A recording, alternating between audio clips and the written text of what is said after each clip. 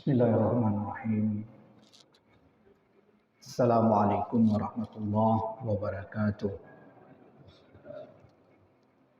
Alhamdulillah wa syukrulillah, salatu wassalamu ala rasulillah wa ala alihi wa sahbihi wa mawala, amma ba'd.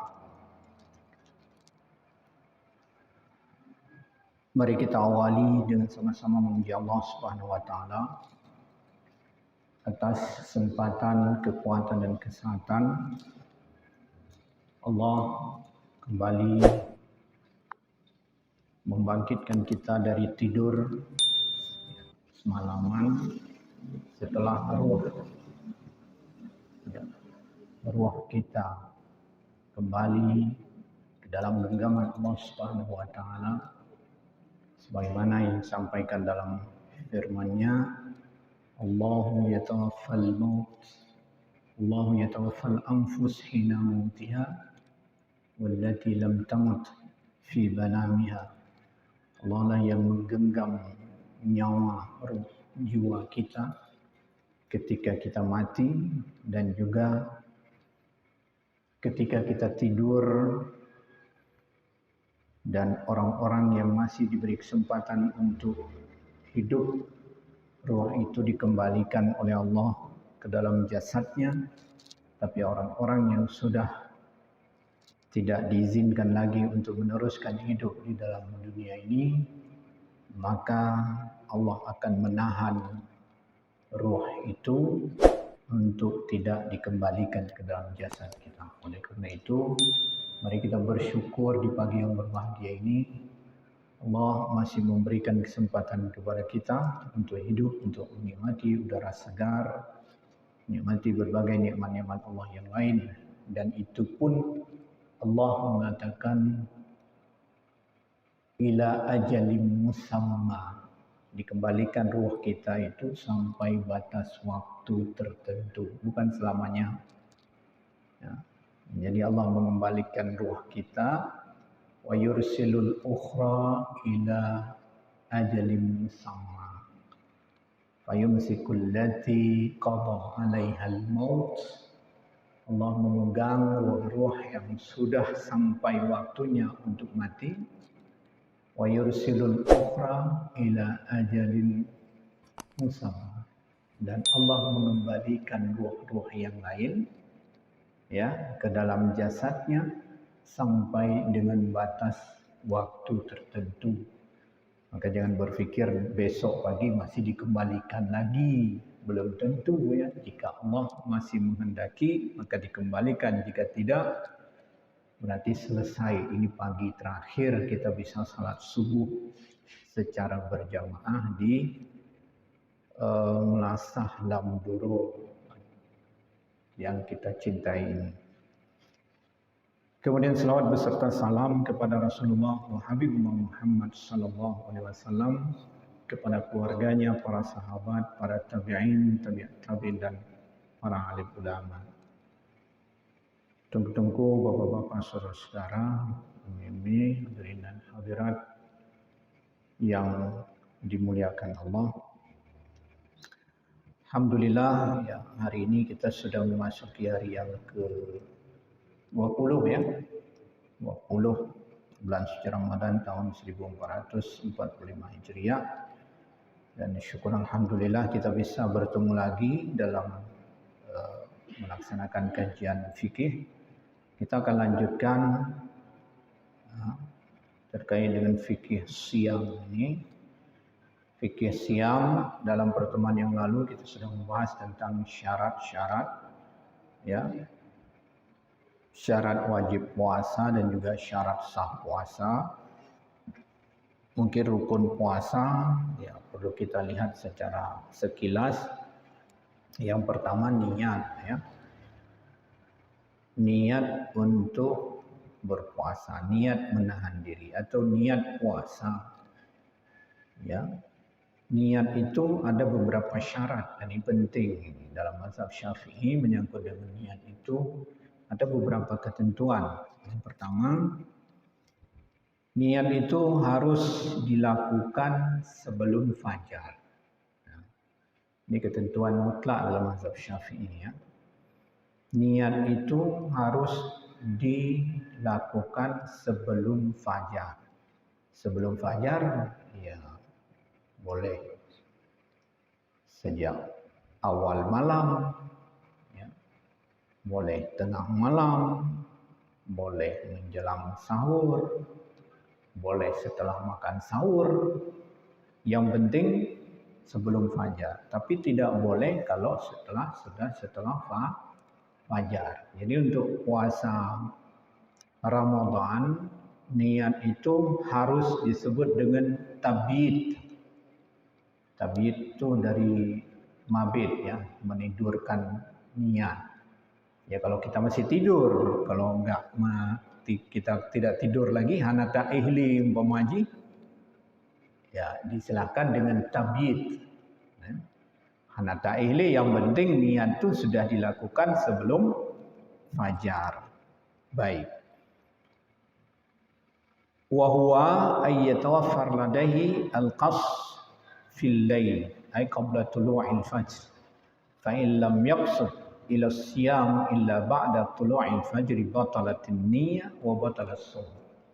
Jadi kita sudah meniatkan, sudah merencanakan, bukan rencana, memang niat sudah kita kasat.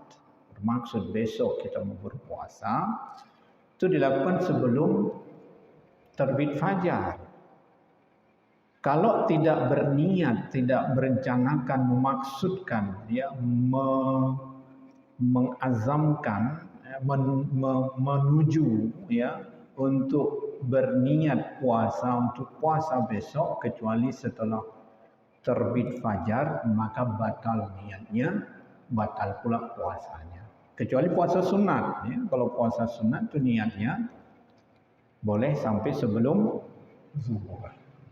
Sebelum zuhur kita ini tak berdoa bunga, ternyata hana makanan ya, di rumah. Kita pre-pre hana terus makanan, ya. Hana soya juk tepu pi, hana tepu nak, ya tiba-tiba karar lihu. Hana cilom na tepu, kita belum makan apa-apa, belum minum apa-apa, maka ketika itu kita boleh langsung niat. Niat kalau begitu saya hari ini berpuasa. Jadi Rasulullah SAW pernah bertanya kepada Siti Aisyah, hal indaki syai' atau hal indaki ghada? Siti Aisyah menjawab, Rasul bertanya, apakah engkau punya sesuatu di rumah, wahai Aisyah? Apakah engkau punya makanan kita makan? Siti Aisyah menjawab, tidak ya Rasulullah. Ya, tidak. Kita tidak punya makanan apa-apa. Qalat la hal indakum min ghada? Kama qala sallallahu alaihi wasallam. Qalat la, ya. Qala fa inni idzan asum. Kalau begitu saya berpuasa. Ya, Rasul sallallahu alaihi wasallam langsung meniatkan puasa pada kesempatan itu, pada waktu itu. Baik. Kemudian yang kedua, at-ta'yin. Ta'yin itu apa ya? Menentukan puasa itu puasa apa. Tidak boleh niat itu dengan mutlak niat. Harus menentukan bahwa niat puasa Ramadan. Ya. Itu disebut dengan ta'yin, menentukan nau'ul puasa, nau'us shaum. Wa dzalika bi ayyu'ayyin, ya, nau'as shaum. Fayazam fi qalbihi ala siyami ghad an Ramadan. Dan dia mengazamkan dalam hatinya untuk berpuasa. Puasa apa? Puasa Ramadan besok hari. Falau qasada fi nafsihi mutlaqas shaum lam tasihha niyatuhu aidan. Kalau dia berniat berpuasa saja, tidak mengkaitkannya, mentakyinkannya dengan puasa Ramadan, katanya, ya, tidak dikaitkan dengan puasa Ramadan, lam tasihha niyatuh, juga tidak sah niatnya. Saja lu puasa Katanya mazhab Syafi'i itu seperti itu ketatnya.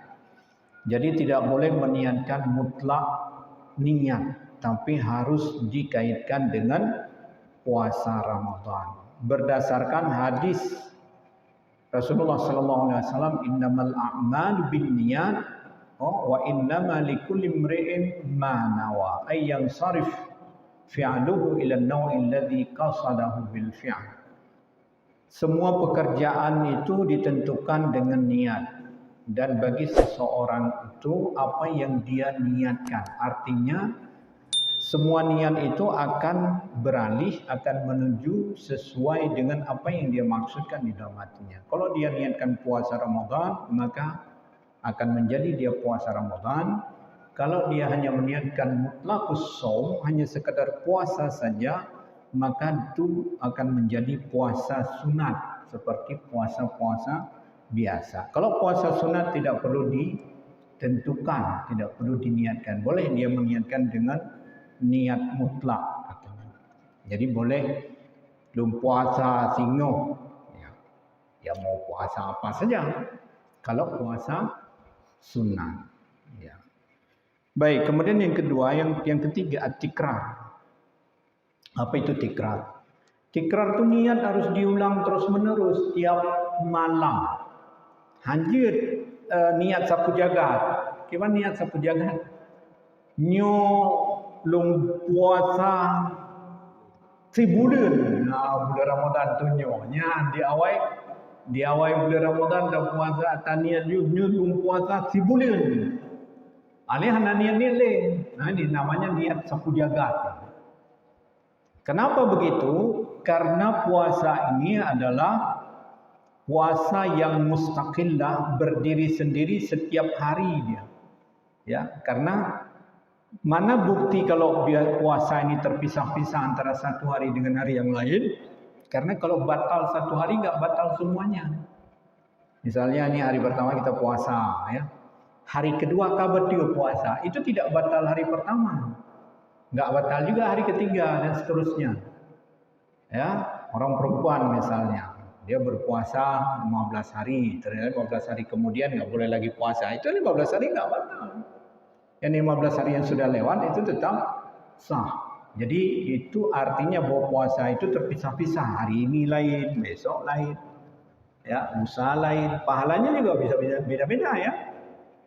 Maka ibadah pun jangan sekali saja ibadahnya, karena setiap hari itu ada keutamaannya masing-masing. Rofon, kedua, bahkan apalagi di 10 yang terakhir ini. 10 yang terakhir ini sudah puncak ini.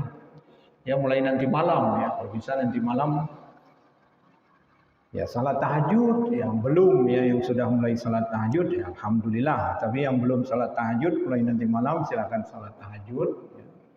Karena 10 yang terakhir ini bukan lagi ecek-ecek, ini sudah betul-betul ini. Kalau kemarin kita larinya masih gigi berapa ya? Gigi 3, ya. Sekarang larinya harus gigi 5. Kalau ada gigi 7 larinya.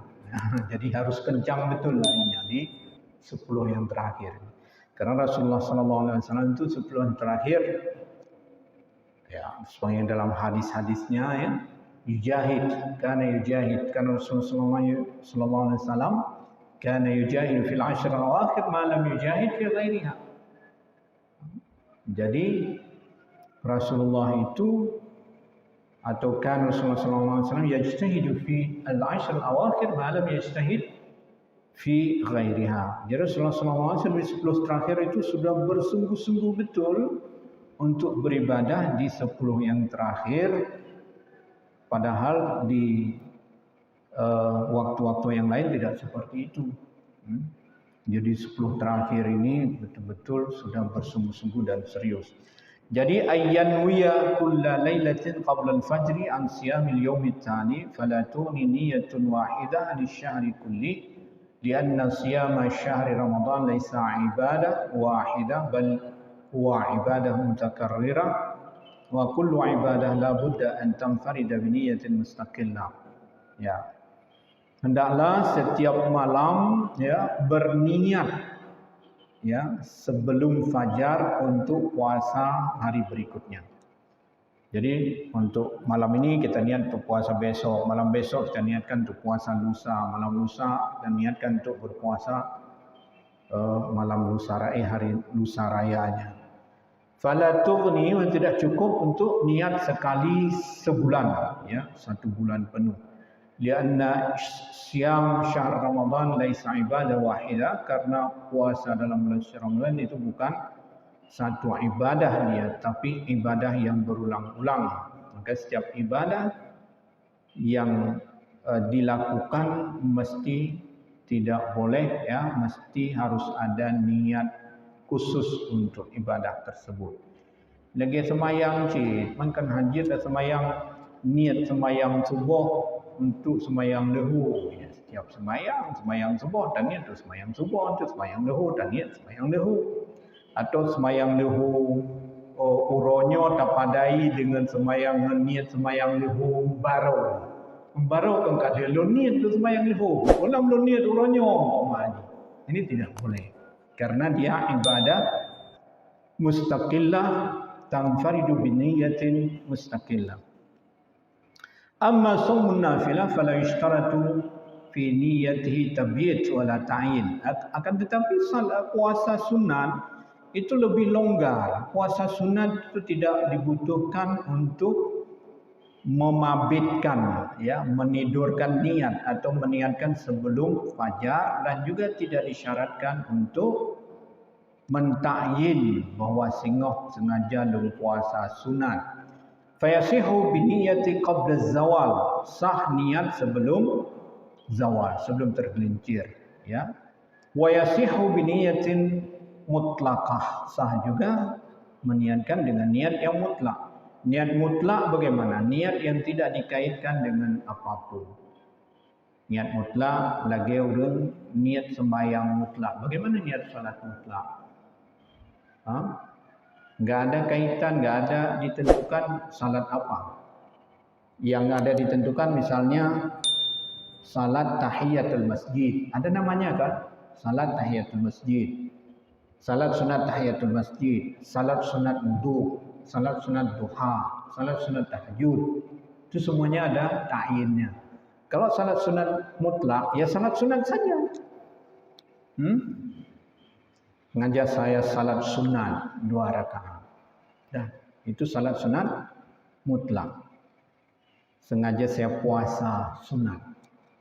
Saya puasa sunat besok hari. Atau saya puasa besok hari. Dan itu boleh diniatkan kapan saja.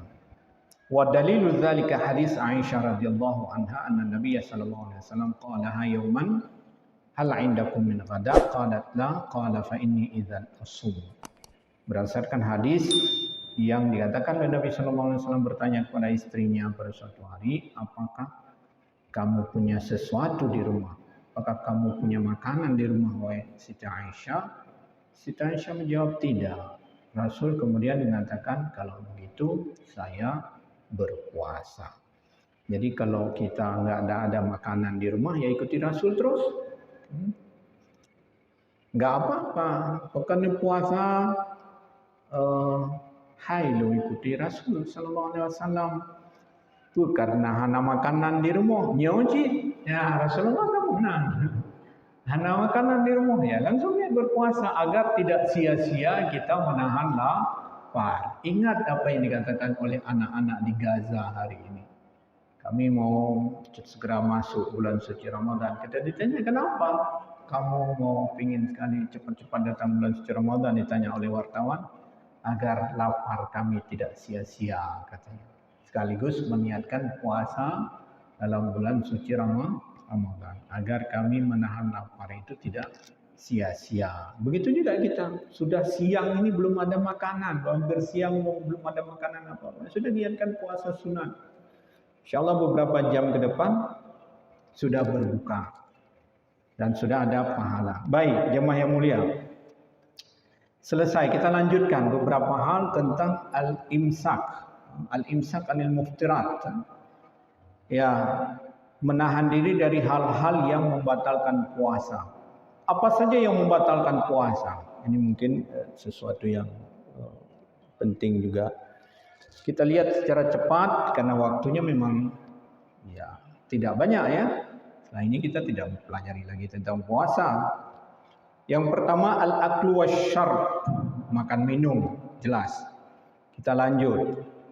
Kecuali lupa. Kalau makan minum karena lupa, itu falyutimma saumahu fa innama at'amahu Allah wa saqah. Kalau makan minum karena lupa, hai betul lupa, betul tuan dua buah pinggan lagi, dua agak tamak, hai memang tua, bagaimana bukan ada dua buah pinggan, biar aku dua je dua. Yang pemangat pada burunya tamak dong. Memang hantam pernah lagi nyor nikmat je lupa jubu. Tamak tak buah pinggan tu, dua agak tamak.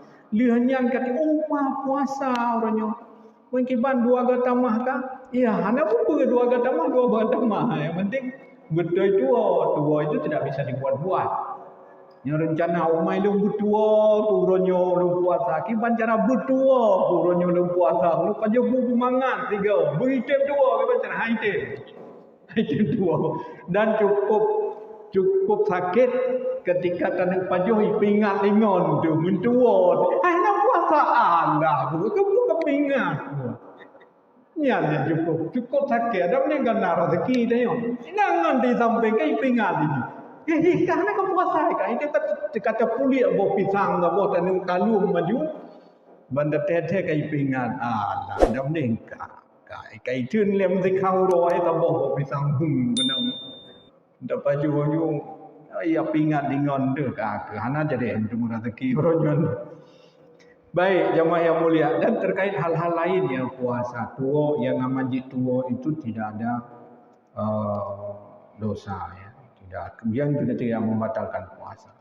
Kemudian yang kedua, usulu ainin ila jawf bimanfas maftuh, yang memasukkan atau masuknya sesuatu benda, nama benda itu terlihat ya, termasuk asap rokok, tapi karena ada partikel. Ini kalau asap urang teruk ada buku asap magun asap rokok karena dia ada partikel tertentu yang masuk ke dalam rongga, yaitu sehingga membatalkan puasa. Semua para ulama juga sepakat bahwa merokok itu membatalkan puasa. BNT ada alasan, ini kau hendak pojok sapu cuma kuisa isap antau. Rata lengkit tu urung pian rokok kiban tu puasa. Nah itu hendak pojok sapu cuma pian rokok ada. Nak pojok sapu cuma pian rokok. Jadi usul sampai masuk sesuatu ke dalam rongga yang terbuka. Mana rongga terbuka? Manfas maftuh, rongga terbuka pada hidung, ya, mulut, telinga, dan kemaluan. Kedua kemaluan, ya, kedua pintu belakang dan pintu depan. Itu rongga terbuka. Apapun yang dimasukkan dalam rongga terbuka itu membuat puasanya batal. Tapi bagaimana maksud rongga terbuka? Rongga terbuka itu ada dua. Ada bagian yang terbuka, kemudian setelah itu tertutup. Nah, jadi masuk sesuatu kepada rongga terbuka yang nanti sampai ke dalam rongga yang tertutup. Sehingga gimana? Kalau masukkan seperti ini, ada batal puasanya? Enggak. Jadi rongga yang terbuka yang tertutup, menyonyokkan hidungnya terbuka. Jadi menyuruh culuk jaro meno itu tidak batal ya. Orang kalau masuk congkel kuping tidak masuk ke dalam sampai pada batas masih bisa terlihat, itu namanya terbuka. Ya, kalau udah masuk ke dalam, itu baru batal dia. Nanti cungkil hidung juga, rumah tu pun cungkil hidung belum puasa. Ini terbuka yang belum masuk ke dalam lubang tertutup. Karena itu berkumur-kumur boleh, tapi jangan mubalaghah. Nanti dikhawatirkan masuk ke dalam kerongkongan. Itu baru masuk ke dalam rongga tertutup. Ya, Rongga terbuka yang mengakibatkan masuk ke dalam lubang berikutnya. Orang ukur cungkir hidung kan cepat kan? Nah, itu masih boleh. Orang istinsyak kan memasukkan sampai di sini. Tapi kalau udah masuk ke kaisyum ya, masuk ke kaisyum, kaitamong ya, ini bisa batal kalau sengaja. Tapi kalau tidak sengaja tidak apa-apa. Kalau berwudu mubalaghah dalam berkumur-kumur, kaitamong ya waktu terjemahan dapat pasal ialah apa? Nah, kaitamong lemari itu batal ya kalau sengaja. Gitu juga waktu tahirup. Nah, ini kalau memasukkan air ke hidung kemudian mubalaghah dia tahisab mentega ditamong dalam itu bisa batal puasanya ya. Tetesan kuping, tetesan air ke telinga, tetesan telinga itu batal puasa ya. Batal puasanya karena dia akan masuk ke rongga berikutnya. Tetesan mata itu tidak batal. Kenapa? Karena tidak ada rongga dia. Tidak ada rongga mata ini. Nah, ada setelah di luar ini tidak ada lagi rongga yang masuk ke dalam. Jadi semua rongga yang terbuka kemudian bersambung ke rongga berikutnya itu akan membatalkan puasa kalau kita masukkan sesuatu. Ya, wal manfas al-maftuh maksud rongga terbuka itu ya diantaranya mulut, telinga, kubul, dubur baik laki-laki maupun perempuan ya. Baik, wal huknah asy-syar'iyyah muftirah lianna syarat manfas maftuh. Suntik bagaimana? Suntikan biasa ya. Para ulama mengatakan tidak batal puasa. Jadi kalau mau berobat suntik biasa apa yang matang itu karena dia tidak memasukkan lewat rongga. Ya, tidak memasukkan lewat rongga. Tetapi memasukkan obat lewat anus, karena ada sebuah suntikan atau masukkan cairan atau obat anti suup yang diculuk dalam punggungnya, itu bisa batal puasanya. Pokoknya segala sesuatu kalau memasukkan lewat rongga terbuka, itu batal puasanya. Ya, itu namanya al-huknah asy-syar'iyyah. Huknah syar'iyyah apa istilah kedokterannya? Enema apa istilahnya itu? Yang masukkan sesuatu lewat anus. Baik. Wa hadza kulluhu aidan bi syartin at-ta'ammud. Ini semua dengan syarat ada kesengajaan ya. Kita pegang kuno ada unsur kesengajaan.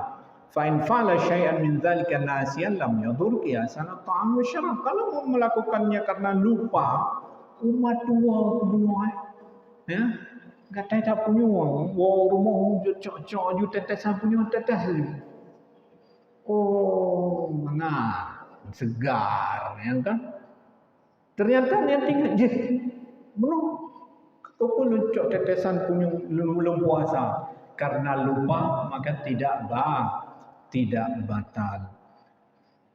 Walau wasala jawfahu zubab atau ba'udahu ghubar at-tariq lam yuftir aidan lima fil ihtiras an dzalika min al-masyaqqah asy-syadidah.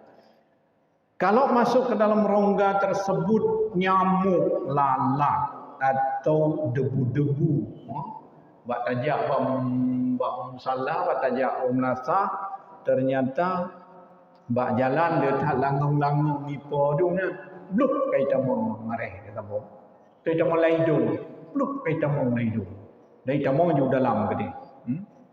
Batal tidak? Atau ada debu ya? Batal tidak? Lam yuftir, tidak batal ya. Kenapa? Karena tidak sengaja dan untuk menjaganya sangat susah. Jadi untuk kita menjaganya sulit. Seperti itu, kita tidak pernah mengundang nyamuk itu masuk dalam hidung, dalam mulut kita. Ya? Tapi waktu senggup nyamuk pimpah saja tengah ipopo blam. Pendilah marah ditanya. Baik. Walau ibtala'a riqahu lam yuftir li'usri taharrus. Kalau menelan ludah, menelan liur bagaimana? Tidak batal juga katanya karena susah menjaganya. Memang liur kita ada di dalam mulut ya. Itu biar tamang geroi dengan ada pengahaban dia dungat di tumut. Ya, dungat di tumut.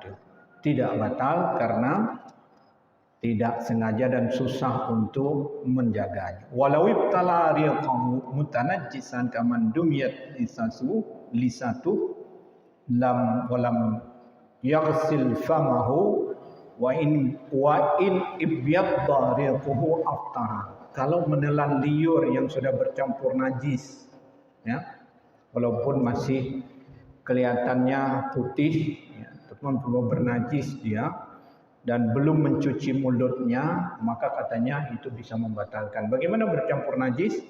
Misalnya gusi kita berdarah, tete kamu darah gusi, kan najis itu. Kamu darah igo kayak itu biar darah, ya. Ternyata darah yang kamu campur dengan liur itu tidak kita buang, tak muat aju. Ini batal. Batal. Kita harus buang kalau kita mampu untuk membedakannya. Kalau kita mampu untuk menjaganya. Ya, kalau kita tidak mampu atau tidak bisa membedakan, kamu campur dengan darah. Biasanya kalau bercampur darah kan ada terasa dia. Rasa darah, misalnya mendarah hijau, mendarah gusi, ya. Waktu bercampur dengan darah, liur kita itu terasa beda rasa ya. Ini kita mampu membedakannya. Walau tamadmada wa istansyaka fasabaqa ma al-madmadah, ini sudah ya. Walau baqiya ta'am baina asnanihi fajara bi riquhu min ghairi qasdin lam yaftur in ajaza an tamyizi wa majjish li'annahu ma'dzurun fi wa ghairu muqsir fa in lam yu'jiz aftara li taqsiri. Kalau ada sisa makanan di gigi gimana? Ya. Dan bercampur dia sisa makanan baikot. Lalu waktu tak muat ia babah, kai peluang sisa makanannya tanpa mampu kita kendalikan. Kita atasi ya, tanpa sengaja ya. Enggak mampu dia untuk menahannya ya. Itu tidak batal karena ma'zur dianggap tu uzur, dianggap sesuatu yang susah untuk dijaga. Tapi kalau kita bisa menjaganya, misalnya jika tak buliat-buliat dengan lidah, dia itu biat dari diga, hidup bak lidah kata buliat-buliat ya, tapi sengaja cana rugo karena nyo punajik rugonyo karena nyo si rendang, itu biat dari diga rendang. Sayang nih kalau tidak ditelan. Akhirnya kita telan, ini batal puasanya. Ini semua berbicara kalau tidak sengaja. Ya, kalau sengaja dan bisa mengendalikannya, tapi kita sengaja untuk menelan, maka ini bisa batal. Walau ukriha hatta akala aw syariba lam yuftir aidan anna hukma ikhtiyari sakit. Kalau dipaksanya ini memang pemaksaan yang kuat ya. Kalau dipaksa orang untuk makan, minum, nyohana kapaju, mati ke. Nyohana KJP, mati ke. Maka orang itu makan atau minum karena dipaksa, sebegitu berat ancamannya. Tapi jangan paksa hanya sekedar paksa yu mendong. Nyohana kapaju kau ke. Nah, itu belum tentu dia memberi ancaman yang berat. Kalau pemaksaan yang seperti itu belum tentu dibolehkan kita untuk melanggar puasa kita. Kalau kita langgar mungkin saja itu dapat membatalkan puasa. Karena bukan pemaksaan, hanya gerta, igerta tadai. Cuma sekedar gertakan seperti itu jangan terus dianggap sebagai sebuah paksaan. Kemudian yang berikutnya al-qai'ul muta'ammad, ya. Apa namanya? Muntah dengan sengaja. Kalau muntah tidak sengaja itu tidak batal. Yang berikutnya al-watu amdan, ya, menggauli atau berjima, bersetubuh dengan sengaja. Kalau tidak sengaja juga tidak batal. Bagaimana tidak sengaja? Ya mungkin lupa, sama-sama lupa. Kakak bandua lupa, gimana pula teman? Kemudian yang berikutnya al-istimna. Al-istimna itu mengeluarkan mani, ya. Baik karena melakukan ciuman dengan istrinya atau pandangan, ya, sur memandang, ya. Ini atau mengeluarkannya dengan tangan, ya, ini dapat membatalkan puasa. Tapi kalau mimpi basah di siang hari ini tidak batal. Kenapa? Karena itu sesuatu yang tidak bisa dikendalikan. Yang keenam al-haid wan nifas, ya. Al-haid wan nifas hanya ada pada orang perempuan. Dan yang ketujuh al-junun war riddah. Junun dan riddah, gila dan murtad. Gila ini bisa dihubungkan orang-orang yang koma, ya, pingsan, kemudian dia dalam hari dia berpuasa pingsan, hilang akal. Pendeknya itu adalah bagian dari hilang akal. Gila itu hilang akal. Koma juga hilang akal. Jadi para ulama menghubungkan orang-orang yang koma itu atau orang-orang yang pingsan itu dengan gila. Kemudian yang terakhir adalah riddah. Riddah itu murtad. Sedang puasa dia mengaku dirinya, saya ini sudah keluar dari agama Islam. Nyulun kafe, lun hangku patih puasanya perintah Allah. Lun hangku patih semayangnya perintah Allah, maka itu termasuk bagian dari riddah. Kalau riddah puasanya batal. Wallahu a'lam bishawab. Silakan, mungkin ada yang ingin dipertajam. Nah, ada yang ingin bertanya?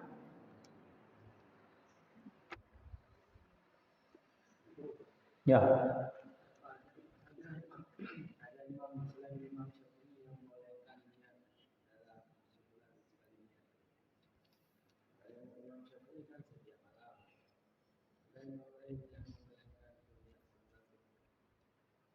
Baik.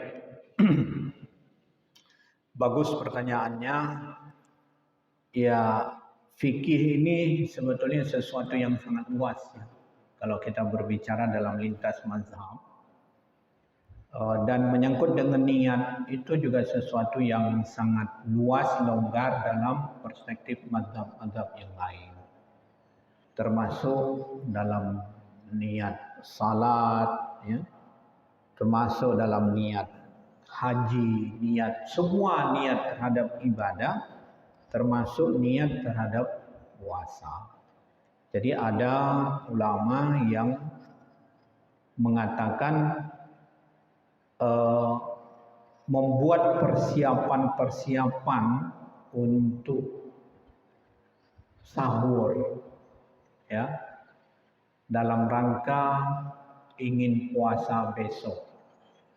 Nyokan malam-malam kata magun sawu atau kata belanja, urus sebut-sebut kita pergi ke pasar berbelanja untuk apa? Untuk nanti malam masak sahur, ingin berpuasa besok. Dah, ternyata nanti malam nggak bangun, hana jaga. Kemarin kita udah belanja-belanja, atau buklam atau belanja-belanja, atau sudah mulai kita masak. Boleh jadi kita sudah masak dari habis salat Isya, daripada repot-repot masak nanti malam. Bila sembahyang Isya, kita gonta-gonta juga. Untuk apa? Untuk sahur nanti malam. Untuk apa sahur? untuk berpuasa besok. Nah, itu sudah bisa menempati posisi niat katanya. Ya kalau sebelum-sebelumnya kamu pernah nggak melakukan seperti itu? Nggak ada. Lalu kenapa kamu lakukan masak sahur, ini persiapan dan sebagainya? Ya untuk makan sahur karena mau puasa besok, itulah dia niat katanya. Ini dalam mazhab yang lain itu bisa selonggar itu ya. Jadi kata magung-magung, kata persiapannya, oh kata bedoh malam, rupanya dia tetagon sahur misalnya adanya katinut rumah. Anak dulu panjang sahur, katinut banjaga kabungah, kasubuh rumah ada baju sahur, kunit puasa pihana dah. Ya itu tadi yang sudah kamu lakukan itulah dia sudah menempati posisi niat. Ini yang pertama. Kemudian yang kedua yang ditanyakan tadi, bagaimana kalau meniatkan sebulan? Iya, ada juga yang berpendapat begitu di antara para ulama bahwa kita harus meniatkan sebulan untuk jaga-jaga. Itu jaga-jaga. Jadi kita niatkan dari awal bulan langsung berpuasa selama sebulan penuh dalam bulan suci Ramadan tahun ini untuk jaga-jaga jika ternyata besok yang niat cicil tiap malam kita lupa, maka niat yang sebulan itu menjadi penutup atau yang menutupi kelupaan kita meniatkan per malam. Jadi ini yang disebutkan oleh para ulama. Namun dalam mazhab Syafi'i hal itu tidak dibenarkan. Kalau tidak kita niat setiap malam, maka puasanya batal. Niatnya batal. Karena niatnya batal, maka puasa pun ikut batal. Wallahu a'lam bishawab.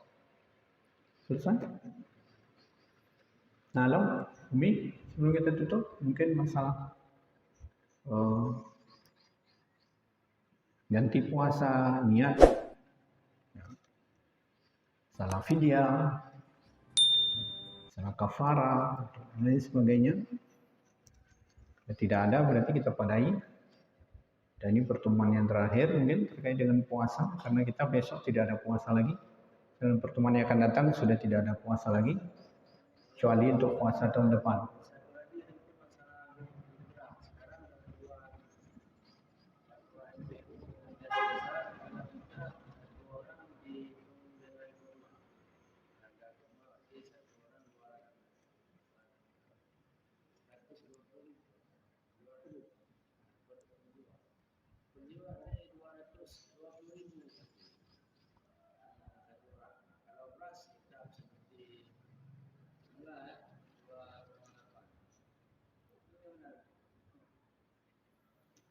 Ya, tentu hal yang seperti itu kita kembalikan kepada fatwa para ulama yang sudah memfatwakan. Itu mereka sudah duduk dan mempertimbangkan segala aspeknya sehingga mereka mengeluarkan fatwa seperti itu. Jadi semua dalam hubungannya dengan ibadah kalau memang sudah difatwakan oleh pemerintah ya, sudah menjadi kebijakan pemerintah, maka kita ikuti sesuai dengan kebijakan pemerintah. Ya. Karena kebijakan pemerintah itu bisa menghilangkan perbedaan pendapat sebetulnya. Kalau ada pendapat yang berbeda-beda, ya, ketika pemerintah sudah menentukan keputusannya dengan fatwa ulama-ulama yang ada di tengah-tengah pemerintah, maka siogianya perbedaan pendapat itu hilang dengan merujuk kepada keputusan dan kebijakan dari pemerintah. Apa kaidahnya itu? Hukmul hakim yurfa'ul khilaf. Ya. Keputusan, ya, kebijakan dari pemerintah bisa menghilangkan perbedaan pendapat para ulama. Artinya dari semua pendapat yang beragam, karena mungkin semuanya boleh begini, boleh mencontohkan ini, Ulama lain mengatakan seperti ini, ada ulama lain mengatakan begini, yang memang semua itu jadi pendapat-pendapat yang mu'tabar, yang bisa diterima, tapi pemerintah mengambil pendapat ini, maka semua kita seyogianya mengikuti pendapat yang diputuskan, ditetapkan oleh pemerintah. Jadi dengan keputusan dan kebijakan yang difatwakan pemerintah berdasarkan hasil ijtihad dari ulama-ulamanya, maka kita dituntut untuk mengikuti pendapat tersebut, dan itu tidak ada khilaf lagi sebetulnya. Kalau kita bisa memahami hukmul hakim, ya, yurfa'ul khilaf, ya, diangkat, menghilangkan, ya, bisa menghilangkan perbedaan pendapat tersebut. Wallahu a'lam bishawab. Waalaikumsalam warahmatullahi wabarakatuh.